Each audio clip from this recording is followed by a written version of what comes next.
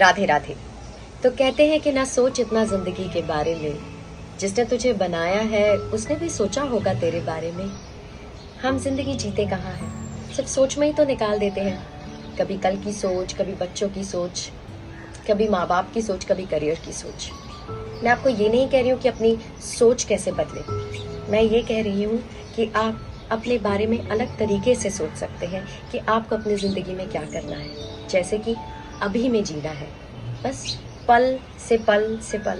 अगर इस पल में खुश है तो अगले पल में सच में खुश रहेंगे। कैसे, ये मेरी आज की कहानी में छुपा है। कहानियाँ छोटी होती है लेकिन उनमें अर्थ बहुत बड़ा होता है। आज की कहानी सिर्फ उन लोगों के लिए जो अपनी ज़िंदगी में सच में बदलाव चाहते हैं। तो कहानी शुरू करूं? तो होता यह है कि एक राजा है जिसके 3 पुत्र हैं और तीनों ही बहुत अच्छे हैं, तीनों ही गुणवान हैं। अब राजा को बहुत कठिनाई है कि किसको राजा बनाया जाए। सारे ज्ञानी विद्वानों से पूछ डाला लेकिन कोई भी उत्तर राजा के मन को नहीं भाया। अब एक फकीर को मिला राजा, और फकीर ने एक बात बताई, वो मन को भा गई और राजा ने सोचा कि क्यों नहीं मैं यही करता। अब राजा अपने तीनों पुत्रों को बुलाता है और उनके हाथ में कुछ बीज रख देता है और कहता है कि बच्चों, मैं 1 साल के लिए यात्रा पे जा रहा हूँ। अब 1 साल के बाद जब मैं वापस आऊंगा तब मैं इन बीजों को देखूंगा कि तुम तीनों ने कैसे इन्हें संभाल के रखा है, और इस बात को तुम इस तरह से लेना कि ये चीज ही निर्णय करेगी कि कौन राजा बनेगा। तीनों बेटे सतर्क हो जाते हैं कि आखिर इन बीजों को मुझे अच्छे से रखना है। राजा अपनी यात्रा पे निकल जाता है और पहला बेटा सोचता है कि मैं क्या करूं। पहला बेटा सोचता है क्यों नहीं मैं बाहर जाकर इसे बेच आता हूँ, क्योंकि बेच दूंगा और जब पिताजी आएंगे तो मैं आराम से जाकर खरीद लाऊंगा और पिताजी को पता भी नहीं चलेगा। होशियार रहा है। अब दूसरा बेटा सोचता है कि नहीं, अगर ऐसा हुआ कि पिताजी आए और ये बीज ना मिले तो मैं काम करता हूँ, इसे तिजोरी में रख देता हूँ। जब पिताजी आएंगे मैं तिजोरी से निकाल कर बीज तो दूंगा। तीसरा बेटा सोचता है कि अरे ये तो बीज तिजोरी में खराब हो सकते हैं, मैं क्या करूं। तीसरा बेटा जाकर अपने राजमहल के पीछे वाले बाग में इन्हें बो आता है। कहता है जबकि तब देखेंगे, अभी में तो ये सुरक्षित है। अब 1 साल बीतता है और राजा वापस राजमहल आता है। तीनों पुत्रों को बुलाता है और पहले पुत्र से पूछता है कि कहाँ है बीज। पुत्र जल्दी से भागता है और पूछता है दुकानदार से कि दो मुझे बीज, ये लो पैसे। कहते हैं कि इतने अद्भुत वो बीज थे, वो कहाँ मिलेंगे, वो तो बिक गए।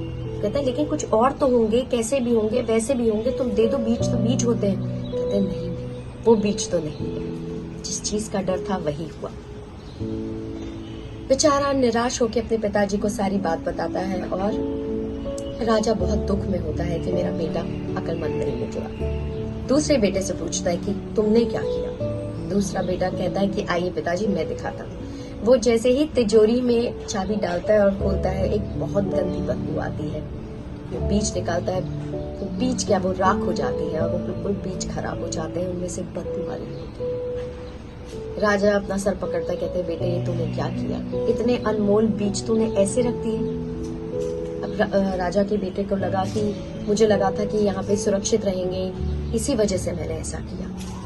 अब तीसरे बेटे से बहुत निराश होकर पूछता है कि बेटे तुमने क्या किया। तो वो अपने महल के पीछे वाले बाग में ले जाता और कहता है ये देखिए, महल के पीछे जो बाग था उसमें इतनी खुशबू आ रही होती है, हर जगह इतने सुंदर अद्भुत फूल खिले होते हैं। और वो बेटा जाके बीज निकालता है जो उन बीजों से भी ज्यादा सुंदर और अद्भुत है, और कहता है कि मैंने इन बीजों को यहाँ उगा दिया था और देखिए 1 साल में कितने खूबसूरत और कितने अच्छे हो गए। राजा खुश होता है और अपने तीसरे बेटे को ही राजा बना देता है। कहानी का महत्व क्या कहता है? कहानी का महत्व ये कहता है कि जो बीज है वो हमारा जीवन है, हम उसके साथ क्या करते हैं।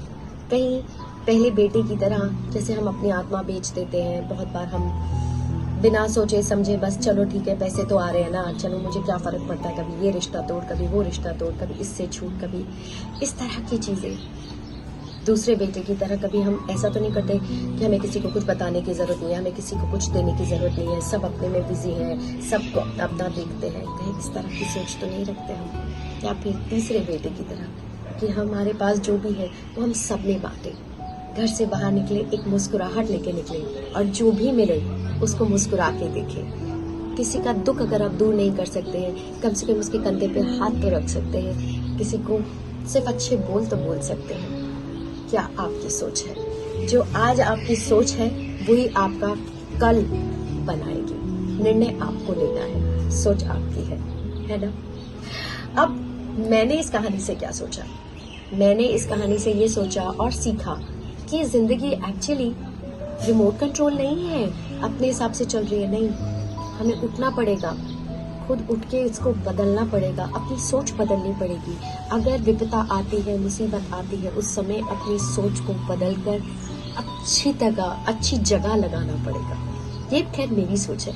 आप क्या सोचते हैं इस कहानी के बारे में मुझे जरूर बताएं। आशा करती हूँ आपको ये कहानी अच्छी लगी होगी। धन्यवाद। जय हिंद।